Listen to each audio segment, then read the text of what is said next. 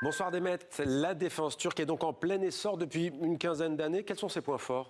Alors, si la Turquie n'est pas encore en mesure de produire des sous-marins et des chars de combat, elle se distingue en revanche sur différents segments, comme les drones, les blindés, les armes légères ou encore les munitions qu'elle vend à tour de bras. Ce sommet, c'est aussi une vitrine pour la Turquie qui organise un forum en marge de l'OTAN.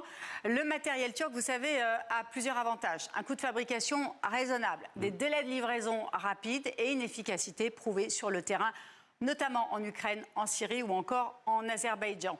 Ankara consacre 30 milliards d'euros au budget de sa défense. Regardez, ses exportations ont bondi de 48% en 2025, ce qui représente 1,8% du marché mondial, Mohamed. Et quelles sont les armes les plus vendues d'émettre par la Turquie? Alors, en Europe, ces fameux drones Bayraktar sont vendus dès 2021 à la Pologne. L'Estonie, la Roumanie et la Hongrie ont opté pour les véhicules blindés et la Turquie a vendu pour la première fois sa corvette légère à la Roumanie, une corvette qui est un patrouilleur en haute mer.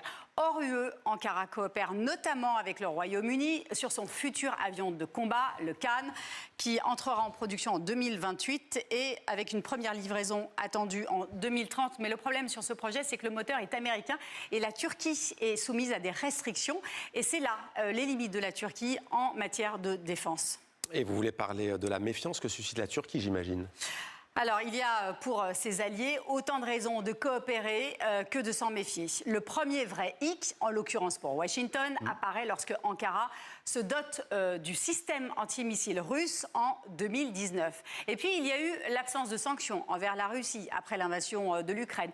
On peut aussi parler de son soutien à Bachar el-Assad, de ses incursions dans le nord de la Syrie, de son soutien aux djihadistes. Et puis, plus récemment, la Turquie a aussi brandi son veto au moment de l'adhésion de la Suède et de la Finlande à l'OTAN pour obtenir en échange l'extradition de militants kurdes.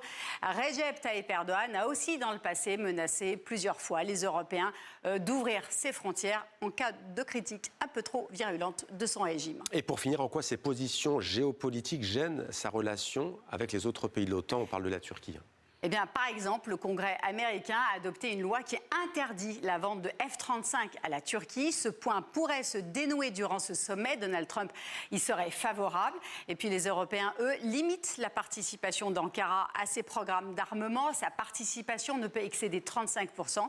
La Turquie est aussi écartée du programme SAFE, qui est destiné à faciliter les achats d'armement en commun au sein de l'Union européenne. Merci beaucoup, Demet, pour ce point complet.